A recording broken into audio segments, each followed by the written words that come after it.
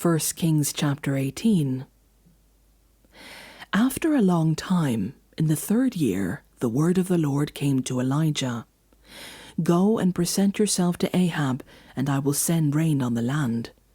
So Elijah went to present himself to Ahab. Now the famine was severe in Samaria, and Ahab had summoned Obadiah, his palace administrator. Obadiah was a devout believer in the Lord. While Jezebel was killing off the Lord's prophets, Obadiah had taken 100 prophets and hidden them in 2 caves, 50 in each, and had supplied them with food and water. Ahab had said to Obadiah, "Go through the land to all the springs and valleys. Maybe we can find some grass to keep the horses and mules alive, so we will not have to kill any of our animals." So they divided the land they were to cover, Ahab going in one direction and Obadiah in another. As Obadiah was walking along, Elijah met him. Obadiah recognized him, bowed down to the ground and said, "Is it really you, my lord Elijah?" "Yes," he replied. "Go, tell your master, Elijah is here." "What have I done wrong," asked Obadiah, "that you are handing your servant over to Ahab to be put to death? As surely as the Lord your God lives, there is not a nation or kingdom where my master has not sent someone to look for you. And whenever a nation or kingdom claimed you were not there, he made them swear they could not find you.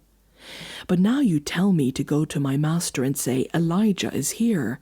I don't know where the Spirit of the Lord may carry you when I leave you. If I go and tell Ahab and he doesn't find you, he will kill me. Yet I, your servant, have worshipped the Lord since my youth. Haven't you heard, my lord, what I did while Jezebel was killing the prophets of the Lord? I hid 100 of the Lord's prophets in 2 caves, 50 in each, and supplied them with food and water. And now you tell me to go to my master and say, 'Elijah is here.' He will kill me." Elijah said, "As the Lord Almighty lives, whom I serve, I will surely present myself to Ahab today." So Obadiah went to meet Ahab and told him, and Ahab went to meet Elijah. When he saw Elijah, he said to him, "Is that you, you troubler of Israel?" "I have not made trouble for Israel," Elijah replied, "but you and your father's family have. You have abandoned the Lord's commands and have followed the Baals. Now summon the people from all over Israel to meet me on Mount Carmel, and bring the 450 prophets of Baal and the 400 prophets of Asherah who eat at Jezebel's table." So Ahab sent word throughout all Israel and assembled the prophets on Mount Carmel.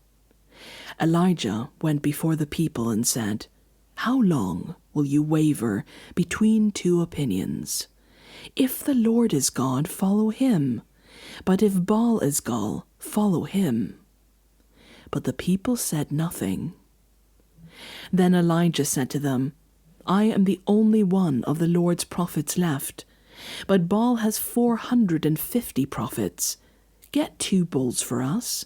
Let Baal's prophets choose one for themselves, and let them cut it into pieces and put it on the wood, but not set fire to it. I will prepare the other bull and put it on the wood, but not set fire to it. Then you call on the name of your God, and I will call on the name of the Lord. The God who answers by fire, he is God." Then all the people said, "What you say is good." Elijah said to the prophets of Baal, "Choose one of the bulls and prepare it first, since there are so many of you. Call on the name of your God, but do not light the fire." So they took the bull given them and prepared it. Then they called on the name of Baal from morning till noon. "Baal, answer us," they shouted. But there was no response. No one answered. And they danced around the altar they had made.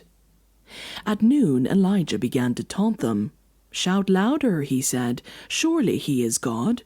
Perhaps he is deep in thought, or busy, or traveling.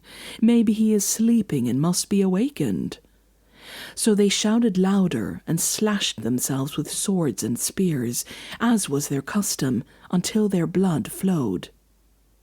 Midday passed, and they continued their frantic prophesying until the time for the evening sacrifice. But there was no response, no one answered, no one paid attention. Then Elijah said to all the people, "Come here to me." They came to him, and he repaired the altar of the Lord which had been torn down. Elijah took 12 stones, one for each of the tribes descended from Jacob, to whom the word of the Lord had come, saying, "Your name shall be Israel." With the stones he built an altar in the name of the Lord, and he dug a trench around it large enough to hold 2 seahs of seed. He arranged the wood, cut the bull into pieces, and laid it on the wood. Then he said to them, "Fill 4 large jugs of water, and pour it on the offering and on the wood." "Do it again," he said, and they did it again. "Do it a 3rd time," he ordered, and they did it a 3rd time. The water ran down around the altar and even filled the trench.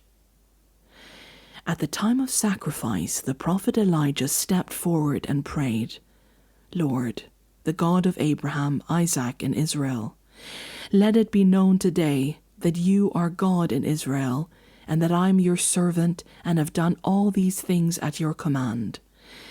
Answer me, Lord, answer me, so these people will know that you, Lord, are God, and that you are turning their hearts back again." Then the fire of the Lord fell and burned up the sacrifice, the wood, the stones, and the soil, and also licked up the water in the trench. When all the people saw this, they fell prostrate and cried out, "The Lord, He is God! The Lord, He is God!" Then Elijah commanded them, "Seize the prophets of Baal. Don't let anyone get away." They seized them, and Elijah had them brought down to the Kishon valley and slaughtered there. And Elijah said to Ahab, "Go, eat and drink, for there is the sound of a heavy rain." So Ahab went off to eat and drink, but Elijah climbed to the top of Carmel, bent down to the ground, and put his face between his knees. "Go and look toward the sea," he told his servant. And he went up and looked. "There is nothing there," he said. 7 times Elijah said, "Go back." The 7th time the servant reported, "A cloud as small as a man's hand is rising from the sea." So Ahab said, "Go and tell Ahab, hitch up your chariot and go down before the rain stops you." Meanwhile the sky grew black with clouds. The wind rose, a heavy rain started falling, and Ahab rode off to Jezreel. The power of the Lord came on Elijah, and, tucking his cloak into his belt, he ran ahead of Ahab all the way to Jezreel.